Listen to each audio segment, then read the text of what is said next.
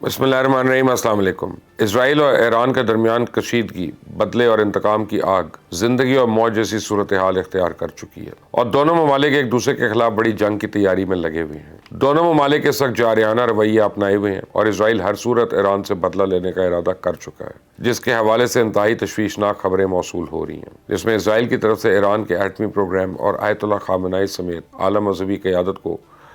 نشانہ بنانے کا بھی ایک منصوبہ سامنے آیا۔ تو امریکہ نے کہا ہے کہ اسرائیل اور ایران کشیدگی کے پیش نظر امریکی فوج کے اضافی تعداد مشرق وسطیٰ میں ہی رکے گی، جس سے واضح ہوتا ہے کہ خطرہ ابھی تک ٹلا نہیں ہے،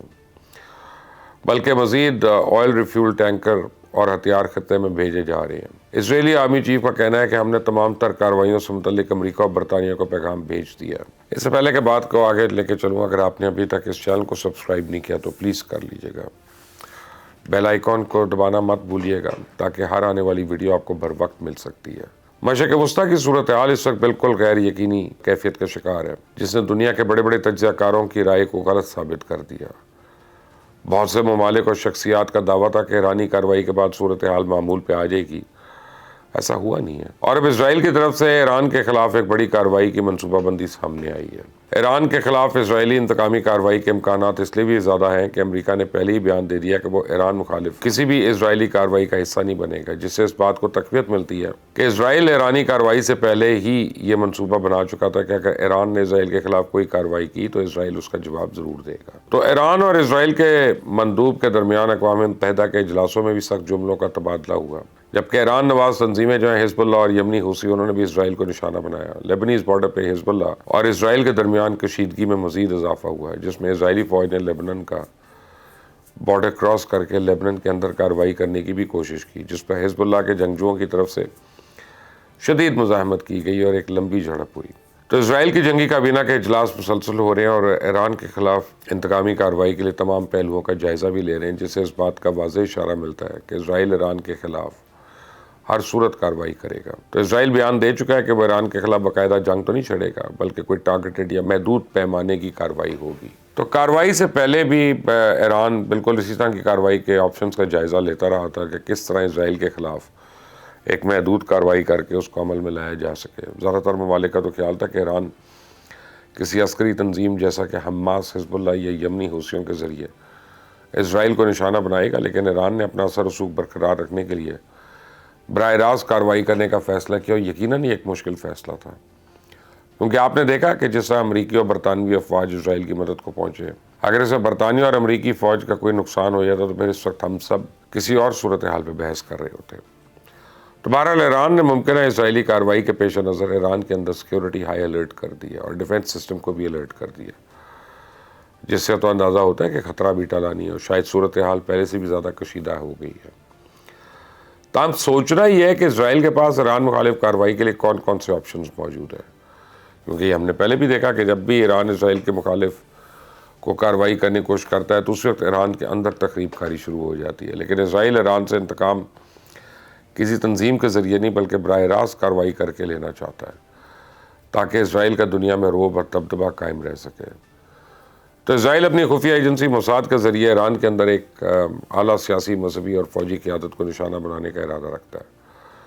اور ماضی میں بھی ایرانی سائنٹسٹ کے قتل کا الزام اسرائیل پہ لگتا آیا ہے۔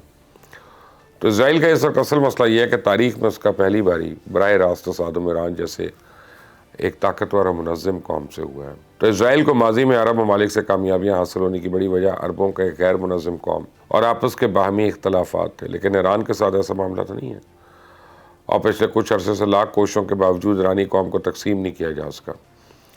لہذا ایران کے اندر خفیہ اسرائیلی کارروائی اسرائیل کے پاس ایک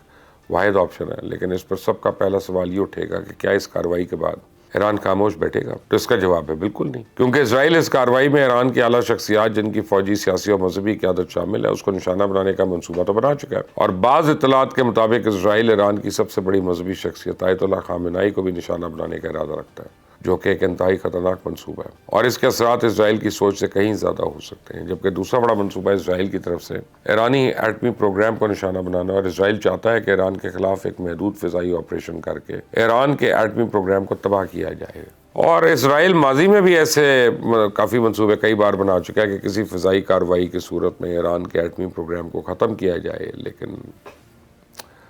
عالمی ایٹمی توانائی ایجنسی IAEA کو اسرائیل کی جانب سے ایرانی ایٹمی تنصیبات پر حملے کا خدشہ ہے۔ ڈائریکٹر IAEA کا کہنا ہے کہ ایران نے ایٹمی تنصیبات اتوار کو بند کر دی تھی،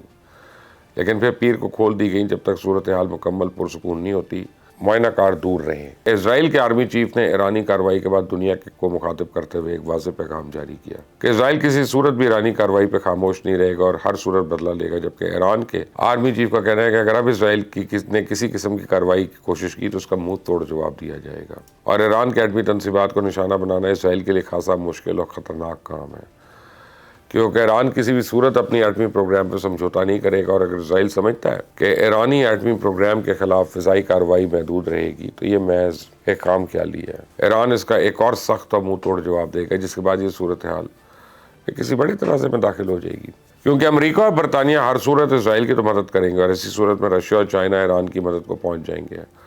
اور صورتحال تمام فریقین کے قابو سے باہر ہوگی۔ لہٰذا اس کا بہتر حل یہی ہے کہ اسرائیل خاموشی اختیار کر لے، کیونکہ اس بار مسلمان ممالک کا رویہ بھی ذرا مختلف ہے۔ ترکی نے اپنی حدود استعمال کرنے سے امریکہ کو منع کر دیا، افغانستان نے ایران کی حمایت کی، پاکستان اور ایران کے تعلقات بھی تیزی کے ساتھ آگے بڑھ رہے ہیں، جس سے واضح ہوتا ہے کہ امریکہ اور اسرائیل ایران کو دنیا میں سفارتی سطح پر تو تنہا کرنے میں ناکام رہے۔ تو ایران نے اپنی بری، بحری اور فضائی فوج کو کسی بھی صورتحال کے لیے تیار رہنے کا حکم دیا ہے، اپنی اعلیٰ قیادت کے محفوظ مقام پہ منتقل کرنے کے ساتھ ساتھ ڈیفنس سسٹم کو بھی الرٹ کر دیا، جبکہ اسرائیل بھی کارروائی میں بھرپور تیاری کر رہا ہے۔ تو اقوام متحدہ کے جنرل سیکرٹری نے خبردار کیا کہ مشرق وسطیٰ اس وقت تباہی کے دہانے پہ، اور میرا خیال ہے اگر ایسا کچھ ہوتا ہے تو پھر تباہی صرف مشرق وسطیٰ کی نہیں ہوگی بلکہ پوری دنیا کو لپیٹ میں لے گی۔ اب دوسری طرف اسرائیلی فوج غزہ میں ظلم و بربریت کا کھیل جاری رکھے ہوئے ہے۔ وسطی غزہ کی پٹی میں ناصرات کے شمال میں لوگوں کے ایک گروپ کو نشانہ بنانے والے اسرائیلی ڈرونز کی بمباری سے کم از کم 2 فلسطینی شہید ہوئے ہیں۔ تو فلسطینی وزارت صحت کے مطابق گزشتہ 24 گھنٹوں میں اسرائیلی فوج کی جانب سے حملوں میں مزید 78 فلسطینی شہید ہو گئے ہیں۔ ادھر بے گھر فلسطینی خاندانوں کی شمالی غزہ میں اپنے گھروں کی واپسی کی کوشش جاری ہے، لیکن تباہ شدہ مکانات دیکھ کر اپنی رہائش گاہیں تلاش کرنے میں ان کو بڑا دشواری ہے۔ تو اسرائیلی فوج نے فلسطینیوں کو وارننگ دیتے ہوئے کہا ہے کہ شمال غزہ خطرناک جنگی میدان ہے، اور ساتھ ہی شمالی غزہ واپس جانے والے لوگوں پر اسرائیلی فوج کی جانب سے فائرنگ کی گئی۔ تو اللہ پاک اہل فلسطین پر رحم فرمائے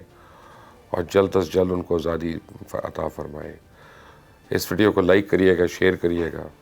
تاکہ مزید اپڈیٹس بھی آپ کو ملیں۔ اللہ حافظ۔